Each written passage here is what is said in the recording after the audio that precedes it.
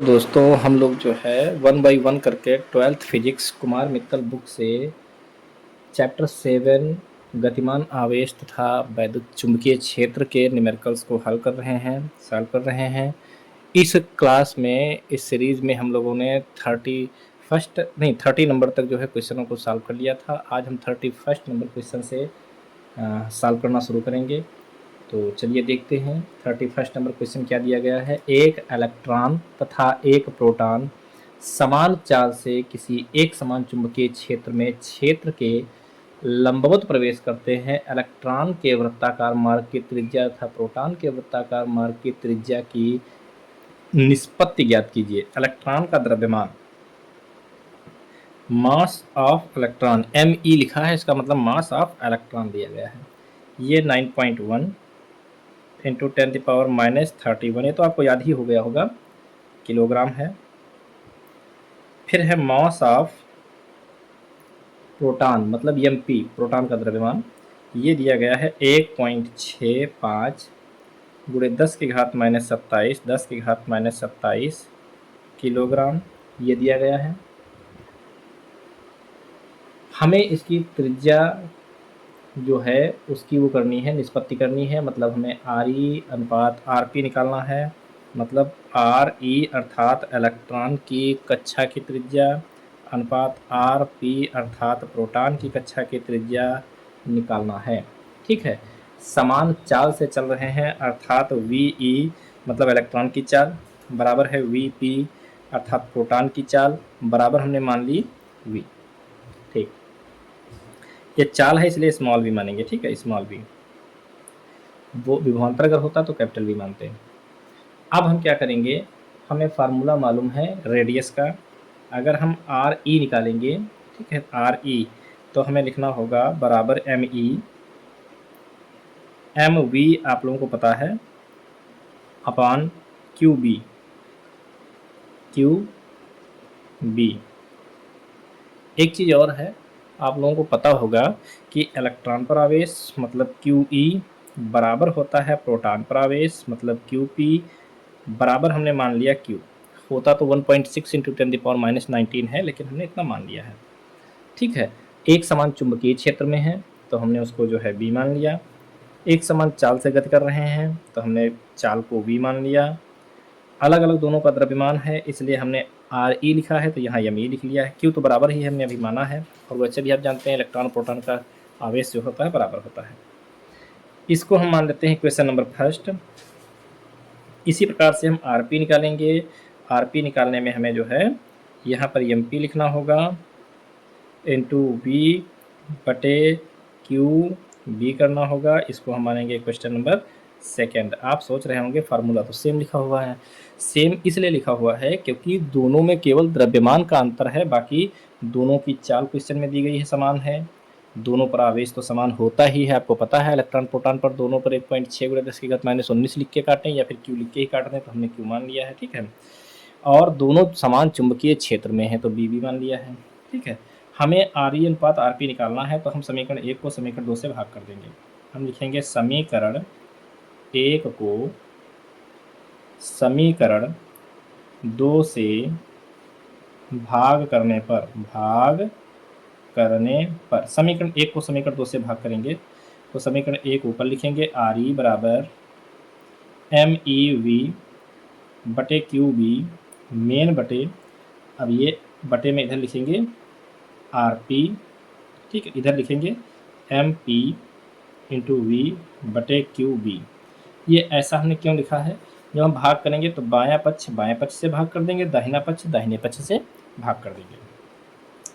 तो RE बटे RP बराबर हो जाएगा MEV बटे QB गुणे, ये QB ऊपर चला जाएगा, गुणे में जाएगा तो QB बटे MPV। तो QB से QB कट जाएगा, V से V कट जाएगा, VE बटे VE नहीं RE बटे RP बराबर हो जाएगा ME बटे MP। ठीक है, इनको हम जो है मान रखेंगे, उसके बाद इसको सॉल्व करेंगे। तो RE बटे आर पी बराबर एम ई का मान हमने अभी निकाला था, लिखा था, दिया गया था क्वेश्चन में 9.1 इंटू 10⁻31 अपॉन 1.65 इंटू 10⁻27। तो ये हो जाएगा आर ई बटे आर पी बराबर, यहाँ से पॉइंट हटाएंगे, यहाँ से भी हटा देंगे, यहाँ पॉइंट के बाद एक अंक है, यहाँ 2 अंक है, तो बराबर कर लेंगे, 0 लगा लेंगे। ऊपर हो गया है 910 गुणे 10 की घात -31, ये ऊपर जाएगा, प्लस का हो जाएगा 27 बटे 1.65, नहीं पॉइंट नहीं, पॉइंट तो हट गया है, 165 हो जाएगा। तो ये आर ई बटे आर पी बराबर ये हो जाएगा 91 गुणे 10, ये 0 कहाँ जा रहा है, 0 यहाँ पर हम प्लस कर रहे हैं घर, ठीक है, -3, देखो 31 जो है 27 से घटेगा, 4 बचेगा, वो भी -4, एक 0 हमने कम किया है, वो प्लस की एक पावर लगा दी, ठीक है, बटे 165। अब हम क्या करेंगे, R E upon R P बराबर ये हो जाएगा 91 बटे 165 गुणे 10 की घात -3।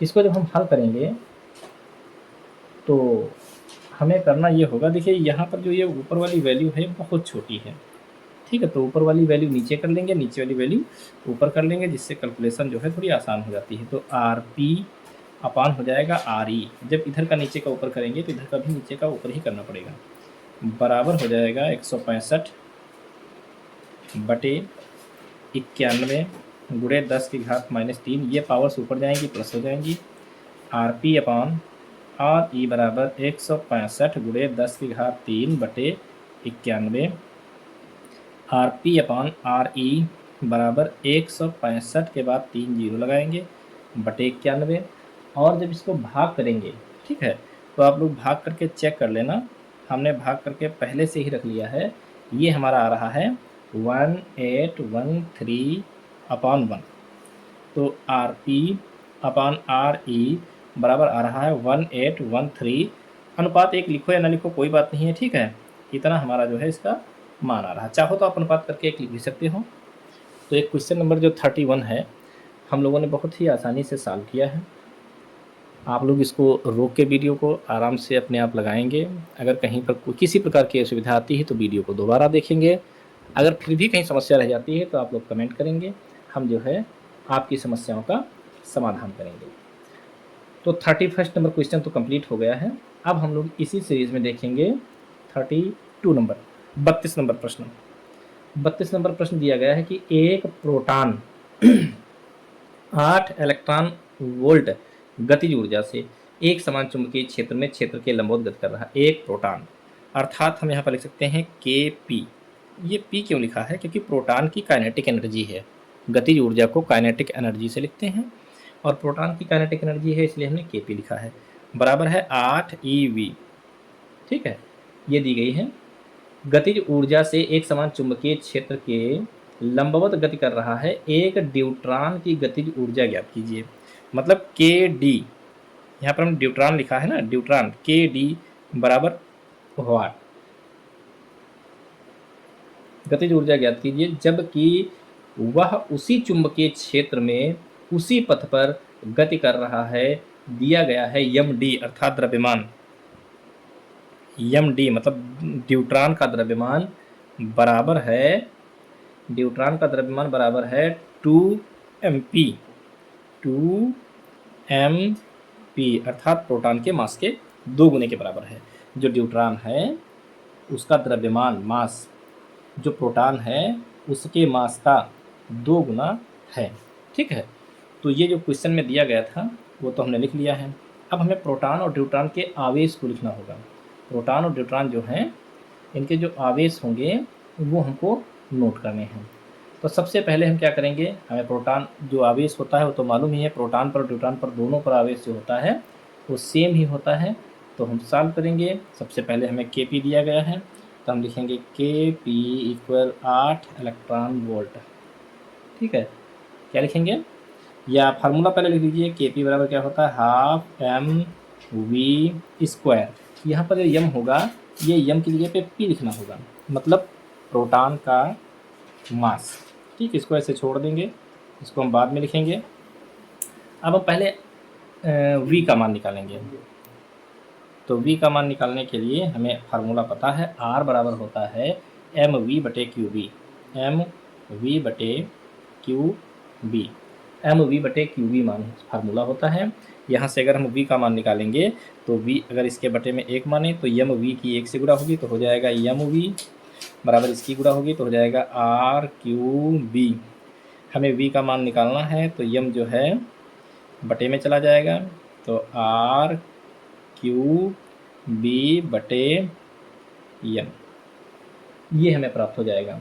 हम क्या करेंगे, के पी में जो है इसका मान रख देंगे। के पी जो दिया गया है, के पी बराबर हाफ, तो हाफ तो हमें मालूम ही हाफ है, into M P, M P की जगह पे एम पी रखेंगे, इंटू वी, वी का मान हमने अभी निकाला है ये है, तो लिखेंगे आर क्यू बी बटे यम। यहाँ पर वी का स्क्वायर है इसलिए हम इसका स्क्वायर भी लगा देंगे। तो के पी बराबर हो जाएगा हाफ, ठीक है, एम पी, ये हो गया एम पी, इंटू ये हो जाएगा R square Q square B square बटे एम स्क्वायर। अब इसको जब हम सॉल्व करेंगे, सॉल्व क्या करेंगे, तो ये एम पी था, ठीक है, तो इस एम पी से ये एम पी का स्क्वायर कट जाएगा, तो यहाँ पर हमें क्या प्राप्त हो जाएगा, हमें प्राप्त हो जाएगा के पी इक्वल हो जाएगा हाफ, ठीक है, R square Q square B square upon M P. ठीक, इसको हम ऐसे छोड़ देंगे। अब हम क्या करेंगे, अब हम करेंगे के डी का फार्मूला। के डी इक्वल क्या हो जाएगा, के डी इक्वल हो जाएगा half M D V square, half M V square होता है, ठीक है, लेकिन यहाँ पर एम डी हो जाएगा क्योंकि के डी निकाल रहे हैं ना, डी मतलब ड्यूट्रॉन, तो के डी इक्वल हाफ, ठीक है, एम डी, तो एम डी रहने देंगे, बहुत अच्छी बात है, यहाँ पर गुणे वी स्क्वायर।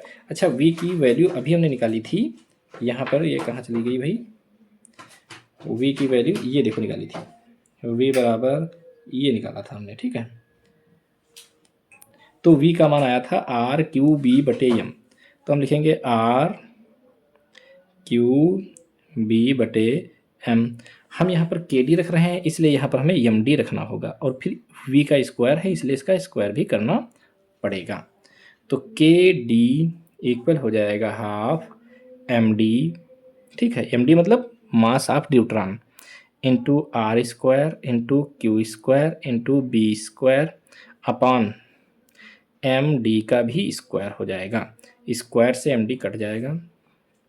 के डी इक्वल हो जाएगा half into R square Q square into B square upon M D, ठीक है, ये हमने जो है के डी का मान निकाल लिया है। अच्छा, हम जानते हैं कि अगर एम डी का हम मतलब मान देखें तो यहाँ पर हमें दिया गया था एम डी की वैल्यू 2mp के बराबर है, तो हम कर सकते हैं के D equal half into R square Q square B square upon M D की जगह पे हम 2mp लिख सकते हैं, 2mp मतलब 2 जो एम डी है, एम डी मतलब मास ऑफ ड्यूट्रॉन, ये 2 गुने के प्रोटॉन के द्रव्यमान के बराबर है, इसलिए हमने इतना रखा है। तो के डी बराबर हो जाएगा हाफ, ये वाला 2 इधर आ जाएगा तो 1/2 और हो जाएगा, गुणे R square Q square B square upon M P. अगर हम ध्यान से देखें तो हमारा इतना मान जो है, ये जो आ रहा है, ये इतना यहाँ से यहाँ तक, ये अगर हम ध्यान से देखें तो हमें यहाँ पर जो है साफ साफ स्पष्टतः दिखाई पड़ रहा है। ये देखिए आप, के पी के बराबर, ठीक है, के पी जो है इसके बराबर दिख रहा है पूरा। समीकरण 1 से आप देखेंगे तो एक इतना मान जो है यहाँ से यहाँ तक, ये के पी के बराबर दिख रहा है, ठीक है, तो हम क्या लिखेंगे, के डी इक्वल हाफ यहाँ पर लिख सकते हैं के पी, क्या लिख सकते हैं, हाफ के पी, ठीक है। और आपको पता है कि के पी का मान क्या है, के पी का मान है 8 इलेक्ट्रॉन वोल्ट, तो हम लिखेंगे के डी इक्वल हाफ के पी की जगह पे 8, 2 से डिवाइड करेंगे, 2 चक्कू 8, तो के डी इक्वल हो जाएगा 4 इलेक्ट्रॉन वोल्ट। अगर ये इलेक्ट्रॉन वोल्ट में आ रहा आंसर तो इतने ठीक है, ठीक है। और अगर जूल में आ रहा है तो आप 1.6 × 10⁻⁻19 जूल से गुणा करवा लेंगे और आपका आंसर कंप्लीट हो जाएगा। तो आई होप कि क्वेश्चन नंबर 32 आपकी समझ में आया है। अगर कहीं पर किसी प्रकार की असुविधा है तो आप इसको जो है रिवाइज करके देख सकते हैं, समझ सकते हैं। फिर भी अगर समस्या रह जाती है तो आप जो है कमेंट करिए, हम दोबारा इसको फिर से बताएंगे, समझाएंगे। इसी क्रम में अब हम देखेंगे 33 नंबर क्वेश्चन। 33 नंबर क्वेश्चन जो दिया गया है ये बहुत ही अच्छा क्वेश्चन है, थोड़ा सा टफ लगेगा आपको लेकिन अच्छा है, ठीक है। तो 33 नंबर क्वेश्चन देखते हैं क्या है। 33 नंबर क्वेश्चन, 33 नंबर क्वेश्चन दिया गया है कि पृथ्वी की विषुवत रेखा, जो पृथ्वी है इसकी जो विषुवत रेखा है, ठीक है, पृथ्वी की विषुवत रेखा पर कम से कम कितना व किस दिशा में चुंबकीय क्षेत्र उत्पन्न किया जाए जिससे कि एक प्रोटॉन इतने मीटर पर सेकंड की चाल से, v बराबर दिया है इसमें, ये जो है v बराबर दिया है 1.0 × 10⁻7 मीटर प्रति सेकंड। तो मीटर प्रति सेकंड में आ जाएगा इसका आंसर, आंसर नहीं बल्कि जो v है, वेग है, ये आ जाएगा। इसके बाद लिखा हुआ है इसमें, तो इसका वेग जो है 1.0 × 10⁻7 मीटर प्रति सेकंड दिया गया है, जो कि हमने नोट कर लिया है। चाल से पृथ्वी के चारों ओर चक्कर लगा रहा है। कौन चक्कर लगा रहा है? ये जो है पृथ्वी की विषुवत रेखा पर कम से कम कितना व किस दिशा में चुंबकीय क्षेत्र उत्पन्न किया जाए कि एक प्रोटॉन है, अर्थात इसमें Q बराबर हमें सोचने की कोई गुंजाइश नहीं है, 1.6 × 10⁻⁻19 कूलाम इस पर जो है चार्ज हो जाएगा, ठीक है। पृथ्वी के चारों ओर चक्कर लगा सके। पृथ्वी की त्रिज्या r रेडियस जो दी गई है वो दी गई है भैया 6.4 × 10⁻6 मीटर। अब हमें क्या करना है, प्रोटॉन का मास लिखना है, mass of proton. Mass of proton जो होता है 1.65 × 10⁻⁻27 किलोग्राम ये होता है मास ऑफ प्रोटॉन। EMP का मतलब है मास ऑफ प्रोटॉन। ये सब कुछ प्रोटॉन के बारे में चल रहा है इसलिए हमने PP सब में लगा दिया है, बाकी P का कोई मतलब नहीं है, ठीक है। आप अगर नहीं लगाते हैं फिर भी आपका सही है। तो हम R बराबर जो होता है यहाँ पर, R बराबर जो होता है ये होता है mv/qb, ठीक है। और यहाँ से अगर हम B का मान निकालते हैं तो B बराबर हो जाता है mv/r3। चलिए इधर लिख देते हैं, B बराबर हो जाता है, B बराबर पक्षांतर करेंगे ना तो इसकी गुणा होगी तो ये r3 नीचे आ जाएगा, mv/r3।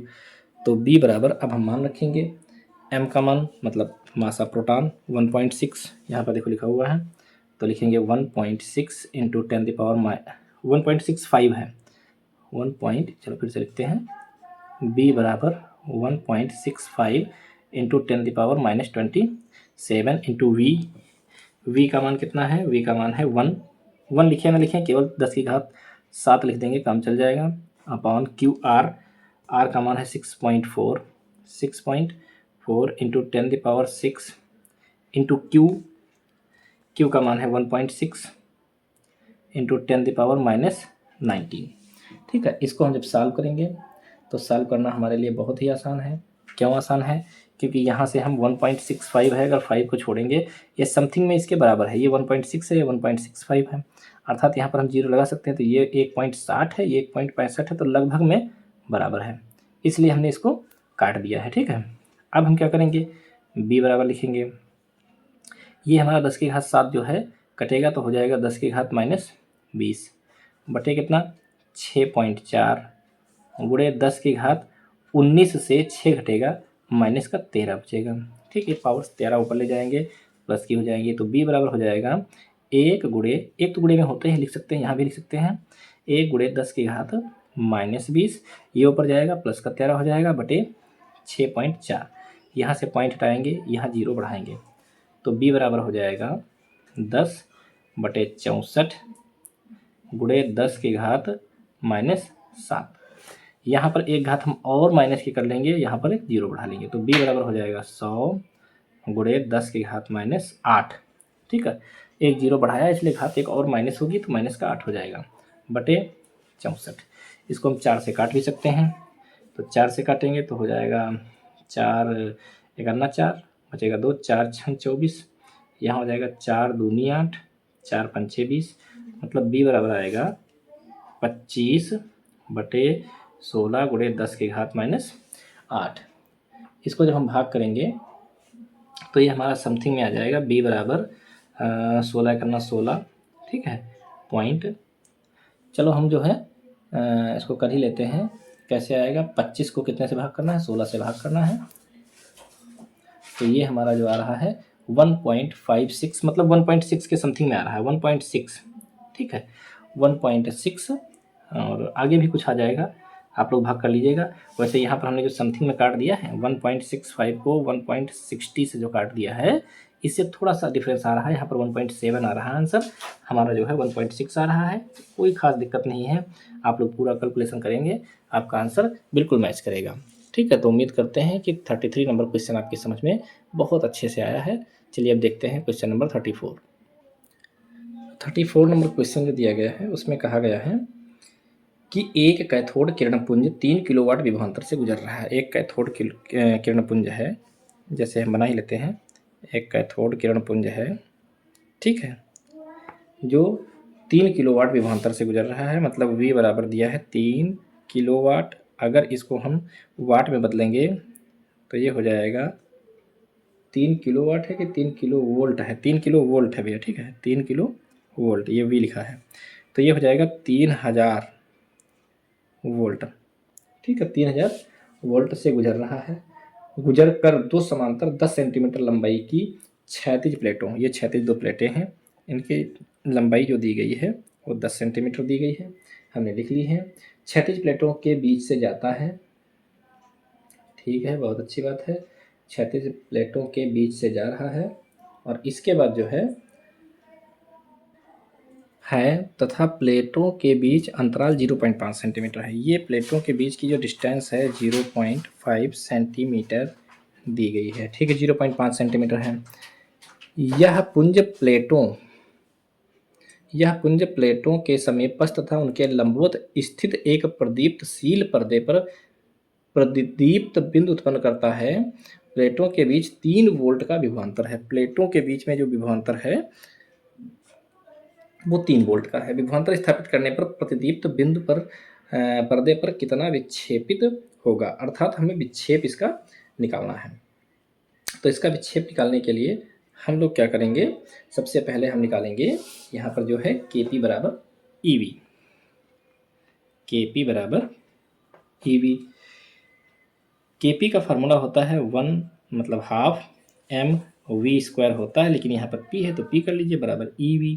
ठीक है, हम यहाँ से E बटे M का मान निकालना चाहते हैं, E बटे M का मान, तो हम क्या करेंगे, इस M को उधर ले जाएंगे, तो हो जाएगा हाफ v² बराबर EV बटे M। ठीक है, यहाँ से हम लोग क्या करेंगे, V को काट भी सकते हैं, इस V को इधर बटे में ले आए, तो हो जाएगा हाफ v² बटे V बराबर E बटे M। इस V से v² कटेगा, ठीक है, तो ये क्या हो जाएगा, एक मिनट, यहाँ पर V है वोल्ट वाला, यहाँ विभवांतर वाला नहीं, यहाँ चाल वाला V है। ठीक है, तो कट तो सकता नहीं है।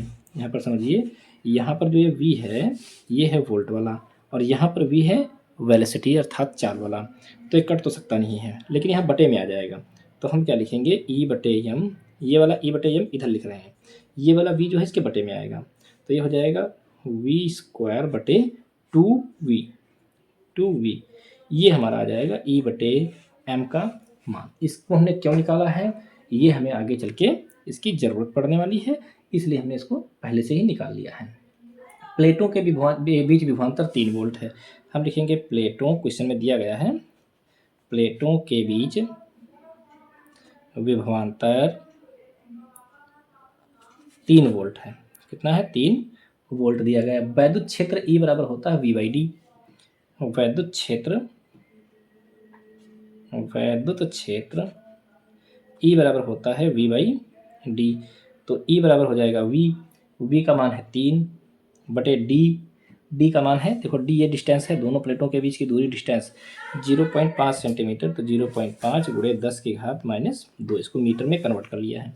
तो E बराबर हो जाएगा, ये ऊपर चला जाएगा, तो 3 × 10⁻², 0.5, पॉइंट हटाओ, 0 बढ़ाओ, 5 छक्का 30, अर्थात E बराबर आ जाएगा 6 × 10⁻²। हम चाहें तो इसको ऐसे लिख लें, या फिर E बराबर हो जाएगा 600, ठीक है। मात्रक होता है वोल्ट प्रति मीटर, ये आ गया हमारा E का मान। अब हमें आगे करना क्या है, इसको सॉल्व करना है, और सॉल्व करते समय हम देखेंगे कि इसमें कैथोड किरण पुंज जो है बीच से ऐसे निकल रहा है, ठीक है। ये एक्स अक्ष के अनुदिश निकल रहा है, वाई अक्ष पर इसकी गति जो है वो है 0। कितनी है, 0। तो फार्मूला y बराबर हो जाएगा UYT प्लस हाफ AT², ठीक है। ये होता है फार्मूला, गति का समीकरण। तो y बराबर हो जाएगा 0 × t प्लस हाफ a जो होता है, ये a का मान होता है F/m, ठीक है, F/m गुणे T²। ये F/m कहाँ से आया, आप लोगों ने पढ़ा है F बराबर ma, a का मान निकालेंगे तो ये m जो है बटे में चला आएगा F के, इस तरह से आ गया। तो y बराबर क्या हो जाएगा, हम लोग देखेंगे कि y का मान क्या आएगा। तो y बराबर, ये तो 0 से गुणा t की होगी तो 0 हो जाएगा, प्लस 0 हो गया, प्लस ये हाफ f का मान होता है E। f का मान क्या होता है, QE लिखो चाहे EE लिखो, यहाँ E इलेक्ट्रॉन पर आवेश होता है, E कैपिटल E, ठीक है, बटे m गुणे T², ठीक है। और T बराबर क्या होता है, y बराबर हो जाएगा E कैपिटल E बटे m गुणे समय, T मतलब समय बराबर होता है दूरी बटे चाल।